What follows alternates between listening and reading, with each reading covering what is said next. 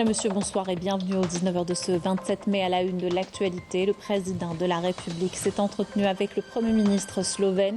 Une convergence des points de vue entre les deux pays enregistrée sur le droit des peuples à l'autodétermination notamment.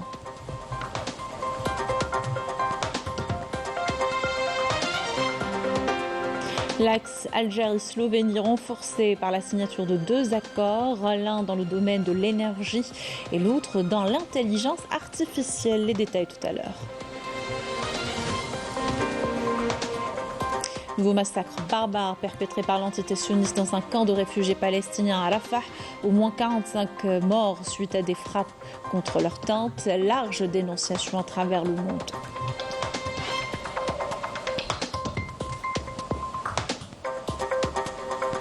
Le point ce soir sur la station de dessalement d'eau de mer de Taruf. Les travaux de réalisation ont atteint 60% et l'usine alimentera 4 wilayas en eau potable une fois achevée.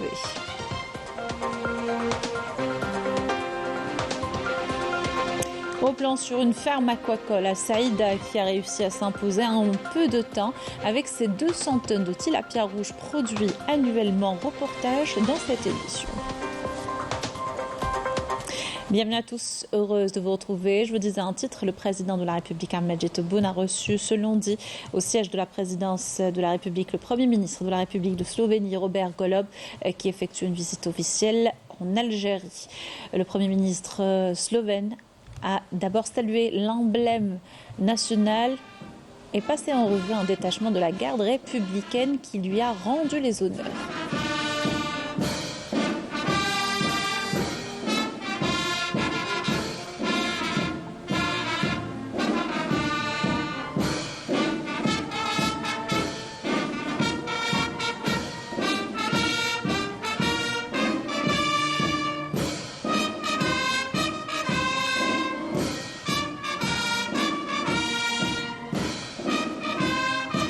Avant d'être reçu par le président de la République avec qui il a posé pour une photo souvenir devant la presse nationale et étrangère.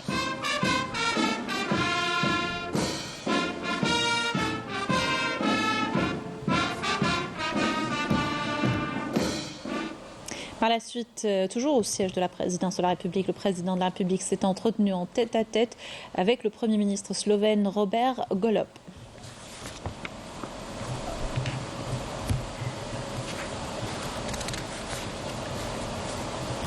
Le président a ensuite co-présidé avec le Premier ministre slovène des entretiens élargis aux délégations des deux pays. Il était présent du côté algérien, le directeur de cabinet de la présidence de la République, le ministre de l'énergie et des mines, le conseiller du président de la République chargé de la direction générale de la communication, le secrétaire général du ministère des Affaires étrangères, le directeur général Europe au ministère des Affaires étrangères, l'ambassadeur d'Algérie en Hongrie et la nouvelle ambassadrice d'Algérie en Slovénie du côté slovène.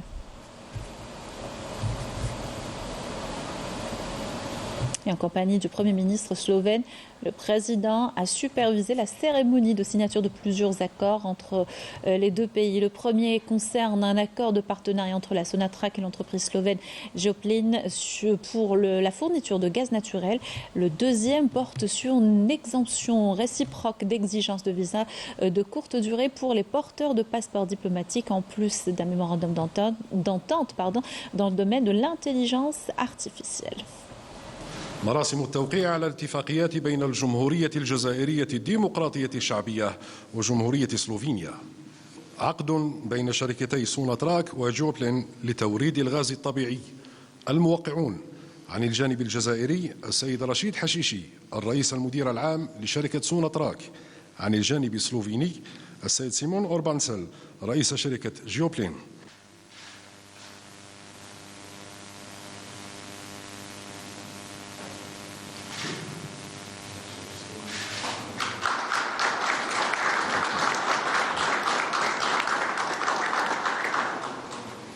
اتفاق بين حكومة الجمهورية الجزائرية الديمقراطية الشعبية وحكومة جمهورية سلوفينيا حول الإعفاء المتبادل من متطلبات الحصول على تأشيرة الإقامة القصيرة لحاملي جوازات سفر دبلوماسية ولمهمة. الموقعون عن الجانب الجزائري السيد لوناس مقرمان الأمين العام لوزارة الشؤون الخارجية والجالية الوطنية بالخارج. عن الجانب السلوفيني السيدة ريناتا سفيلبارباك الأمينة العامة لوزارة الشؤون الخارجية والأوروبية.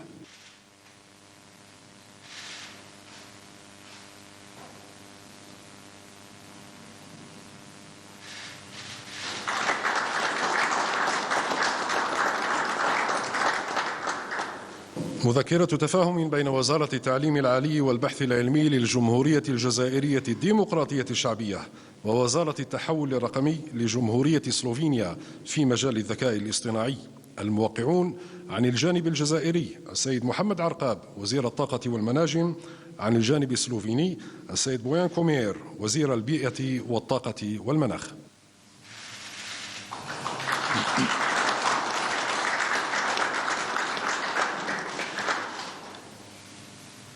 Dans une déclaration à la presse, le président du gouvernement slovène a réaffirmé la concordance des points de vue entre l'Algérie et la Slovénie sur différentes questions internationales, l'excellente coordination également entre les deux pays en leur qualité de membres non permanents du Conseil de sécurité. On l'écoute. Mesdames et messieurs, je voudrais d'abord remercier Monsieur le Président, pour cette chaleureuse bienvenue. Nous étions dans notre délégation tous ravis de l'accueil ici à Alger. Notre coopération entre deux États vraiment très bons amis ne sera que renforcée. Une preuve sera aujourd'hui l'inauguration de l'ambassade de la Slovénie ici à Alger et nous espérons qu'en automne, l'Algérie inaugurera son ambassade à Ljubljana.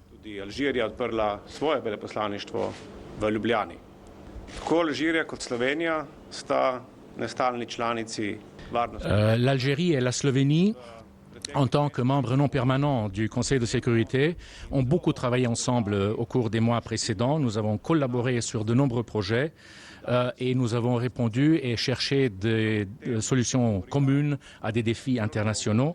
Nous avons bien sûr aujourd'hui avec Monsieur le Président touché d'abord la horrible situation à Gaza et la nécessité de soutenir la Palestine, mais nous avons parlé également et beaucoup d'autres défis qui concernent la scène internationale et les possibilités des solutions pacifiques.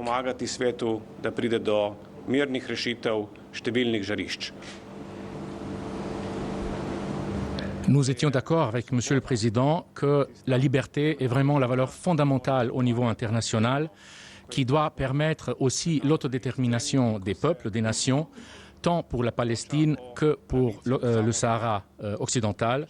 Et nous avons été d'accord que la volonté de la liberté, c'est quelque chose sur laquelle et à la base de laquelle nous devons travailler ensemble à New York dans le cadre de l'Organisation des Nations Unies, du Conseil de sécurité. Et ce sont les choses qui unissent la Slovénie et l'Algérie d'autant plus.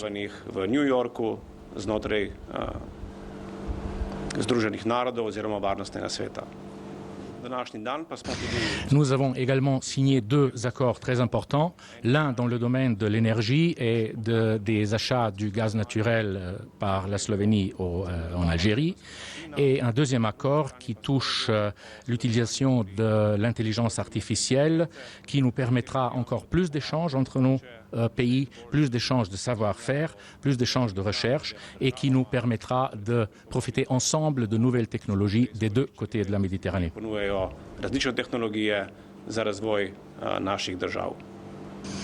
Je me félicite de la coopération qui sera réalisée à la base de nos accords aujourd'hui. Je me félicite de l'établissement proche de la commission mixte des questions économiques entre la Slovénie et l'Algérie. Et j'ai exprimé à Monsieur le Président le souhait de nous visiter à Ljubljana dès que possible. Et au siège de la présidence de la République, le ministre de l'Énergie et des Mines, Mohamed Arqab, s'est entretenu avec le ministre slovène de l'Environnement, du Climat et de l'Énergie, Bojan Kumer. Les discussions ont porté sur la coopération bilatérale dans le domaine de l'énergie et du climat. Elles se sont élargies par la suite aux membres des deux délégations. Conseiller du président de la République chargé de la direction générale de la communication, Kamal Sidi Saïd, a quant à lui eu des entretiens avec la conseillère chargée de la communication au cabinet du Premier ministre slovène Petra Arsic. De son côté, le secrétaire général du ministère des Affaires étrangères de la communauté nationale à l'étranger, Lunes Magraman, s'est entretenu avec son homologue, la secrétaire générale du ministère de l'Europe et des Affaires étrangères de la Slovénie, Renata Gvelbarbek. Au sanctuaire du Martyr à Alger, le Premier ministre slovène a observé une minute de silence et a déposé une gerbe de fleurs à la mémoire des Shohada de la guerre de libération. Le Premier ministre slovène était accompagné du ministre de l'Énergie et des Mines.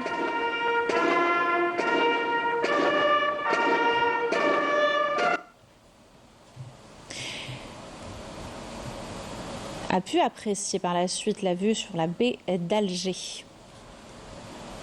C'était avant de visiter le musée national du Moudjahid, où il a été accueilli par le ministre des Moudjahidines et des ayants droit, Alaïd Albeka, qui lui a présenté des explications sur l'histoire de l'Algérie. Et à la fin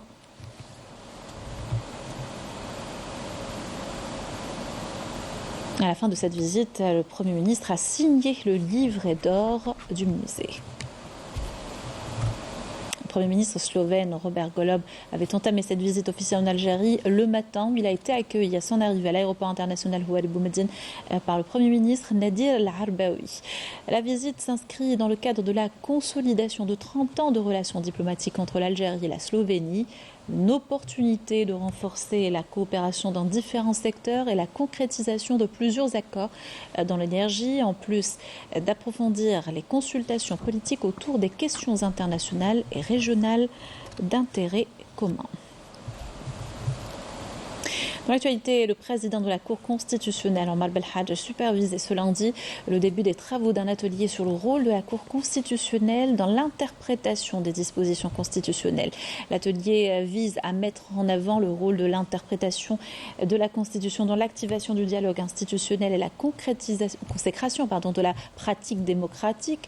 Le président de la Cour constitutionnelle a également supervisé le lancement d'un portail électronique dédié à l'exception d'inconstitutionnalité permettant à tout un chacun de consulter tout ce qui concerne ce domaine. El Hadj a affirmé que le portail vient renforcer le site électronique de la Cour constitutionnelle, consciente de l'importance de son rôle visant à informer les citoyens sur leurs droits garantis par la Constitution et leur permettre de les exercer. Dans la déclaration d'Alger ayant sanctionné ce lundi les travaux du 36e congrès de l'Union interparlementaire, le rôle prépondérant de l'Algérie au Conseil de sécurité des Nations Unies a été salué, ainsi que ses efforts pour arrêter la guerre génocidaire que subit le peuple palestinien et permettre à l'État de Palestine de devenir membre de plein droit de l'ONU. À cette occasion, l'UIPA a adressé ses remerciements au Parlement algérien et à travers lui au président de la République Ahmed Tebboune, lui exprimant sa profonde gratitude pour l'intérêt qu'il porte aux questions de la nation arabe et pour ses efforts en faveur du progrès et de la prospérité de ces peuples. Justement, à propos de la question palestinienne, condamnation unanime de ce nouveau massacre israélien perpétré hier soir dans le camp de réfugiés de Bar Qassat, géré par l'UNRWA. Dans l'ouest de Rafah, plus de 45 Palestiniens ont été tués dans des bombardements visant leurs tentes. De nombreux cas de brûlures graves, des amputations de femmes et d'enfants, des scènes d'horreur absolue qui démontrent encore une fois la barbarie de l'entité sioniste. L'ONU demande une enquête complète et transparente. La frappe meurtrière a été dénoncée également par l'Union européenne, l'Union africaine et de nombreuses instances et pays du monde. La 5e rencontre de la commission mixte algéro-française sur l'histoire et la mémoire a plaidé pour des actions tangibles pour prendre en compte toutes les dimensions de l'histoire et de la période coloniale. Le communiqué qui a sanctionné ces travaux insiste sur la nécessité de poursuivre les négociations dans le cadre du groupe de discussion mixte sur la question des archives et d'autres points. On écoute à ce sujet le coordinateur de la commission mémoire, Mohamed Lahsen Zeridi. Aujourd'hui, nous menons une bataille pour la restitution de tous les biens de l'Algérie, que ce soit les archives algériennes ou tout autre bien ayant été pillé par le colonisateur français avant même 1830.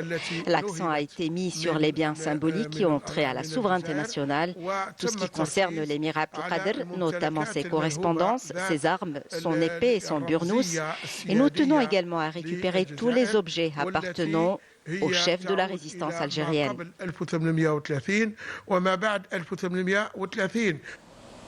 À cette visite, une délégation du réseau Moudaf en Algérie est en Algérie jusqu'au 31 mai. Un déplacement sur le site Mémoire et Citoyenneté. Conduite par son président Nasser Khabat, la délégation a été reçue par le président de l'Observatoire national de la société civile, Nourdine Ben Barahem. Le Moudaf mettra à son retour en France à la disposition de la communauté nationale sa vision pour mener sur le terrain une large campagne de sensibilisation en faveur d'une participation efficace et consciente des membres de la communauté aux élections présidentielles. Dans ce slogan, j'aime Bladi et j'irai voter. Des rencontres avec plusieurs acteurs de la société civile et organisations institutionnelles sont prévues par ce réseau dynamique d'Algériens en France et en Europe. On écoute ces déclarations. Cette initiative rentre dans la demande du MOUDEF à l'Observatoire pour justement s'inscrire dans la dynamique que l'Algérie est en train de connaître, cette dynamique liée au contexte avant les élections présidentielles, pour justement participer à ce débat citoyen interactif, ce débat porteur d'idées, porteur d'initiatives, mobilisateur, et qui travaille dans un climat de paix, de respect, d'échange, de culture, et également de plaidoyer par rapport aux acteurs que nous avons rencontrés, qui ont beaucoup de capacités, beaucoup de compétences, beaucoup d'expertise et d'expérience également.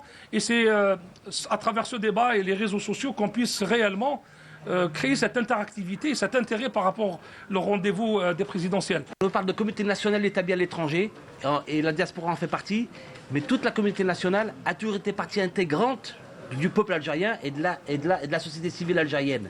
De par son histoire, depuis son histoire de libération, le peuple algérien, là où il se trouve, était partie intégrante et partie prenante.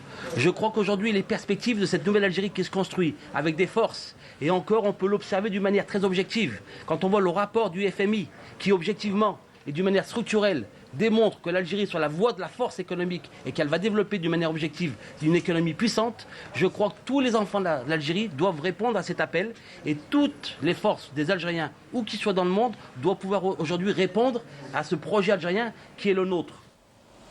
On va du côté de Tarf à présent, où les travaux de réalisation de la station de dessalement d'eau de mer ont atteint les 60%. Une fois terminée, l'usine produira 300 000 mètres cubes d'eau potable et couvrira les besoins de 4 wilayas. Un projet 100% algérien que Badia Amarni nous fait connaître dans ce reportage. Projet d'envergure, la station de dessalement d'eau de mer de Kodiet Drawesh dans la wilaya de Tarf permettra d'alimenter en eau potable un nombre très important de populations de 4 wilayas de l'Est. Les travaux vont bon train et le projet sera réceptionné dans les délais prévus, à savoir fin de l'année 2024. Les wilayas qui seront alimentés en eau potable sont Annaba, Guelma, At-Tarf et Skikda. Un taux de réalisation de près de 60% est déjà atteint. C'est une station de dessalement qui va traiter 300 000 m3 jour. Annaba avec une quantité de 80 000 m3 jour et 218 000 pour la wilaya de Tarf, l'ouest de la ville de Skikda et la ville de Guelma pareillement.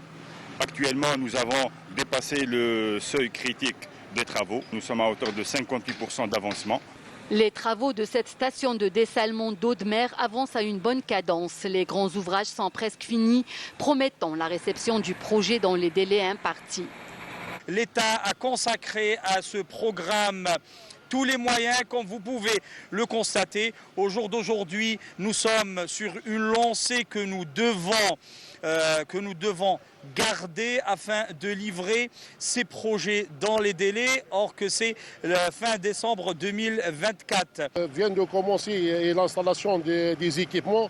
Nous avons enregistré l'arrivée des filtres à sable, des URI. Nous avons installé aussi les deux transformateurs MT et BMT. C'est dans cette salle de réunion que les ingénieurs d'Algerian Energy Company font quotidiennement le point sur ce projet d'envergure avant d'aller faire le suivi sur le terrain. On a une cadence très accélérée. Donc on travaille 7 jours sur 7, 24 heures sur 24 heures, avec des compétences purement algériennes et une main-d'œuvre algérienne, sans faire appel à l'expertise étrangère. Cette station de dessalement d'eau de mer utilise la technique de l'osmose inverse dont les performances ont été prouvées. Une technologie de pointe qui nécessite un contrôle technique rigoureux. Le processus de dessalement d'eau de mer se fait en 4 étapes essentielles. On a le captage d'eau de mer avec une tour de captage à 800 mètres au large, plus un bassin de captage pour la réception. Après, on a le pré-traitement à travers un décompteur lamellaire, plus des filtres à sable pour la filtration à double couche. Après, on a l'étape d'osmose inverse. Notre mission, c'est la vérification et l'approbation des plans selon les normes et la réglementation. On veille toujours sur la qualité des travaux pour différentes disciplines. Le CTH présent, c'est toujours ici, c'est 24 sur 24, 7 sur 7. Incessamment, nous allons commencer le montage mécanique, électrique, instrumentation ainsi que le pipe. Ce qui va nous permettre le démarrage des premiers tests de pré-commissioning en prévision d'une mise en service partielle. L'usine de dessalement d'eau de mer de Kodiet Draouech est l'une des 5 stations lancées en travaux dans le cadre du programme d'urgence décidé par le président de la République pour satisfaire les besoins des populations en eau potable. La capacité de production quotidienne est de 300 000 m3 d'eau dessalée, qui pourrait atteindre les 3 700 000 m3 jour, ce qui permettra à l'Algérie de se placer au premier rang des pays africains en matière de dessalement d'eau de mer. La production de thoniers enregistre de grandes avancées au port de pêche de Sidi Youcha à Tlemcen.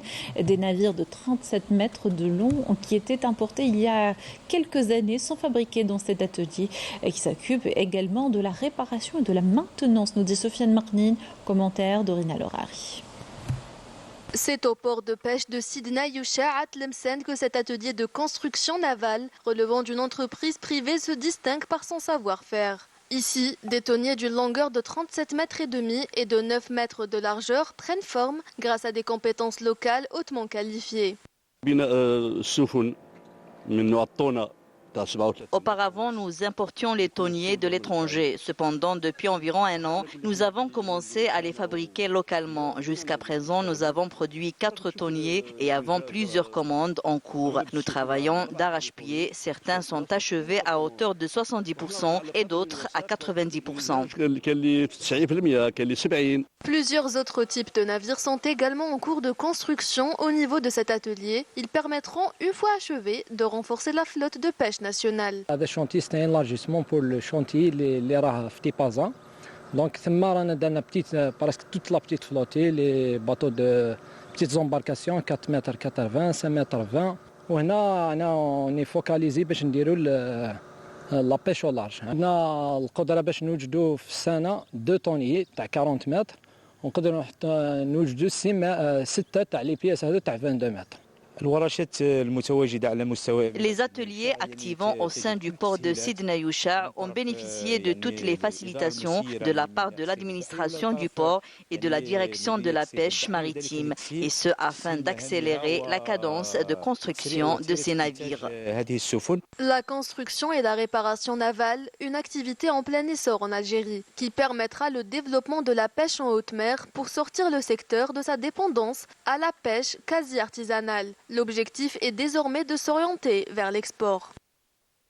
On termine notre journal par cette visite d'une ferme aquacole à Saïda.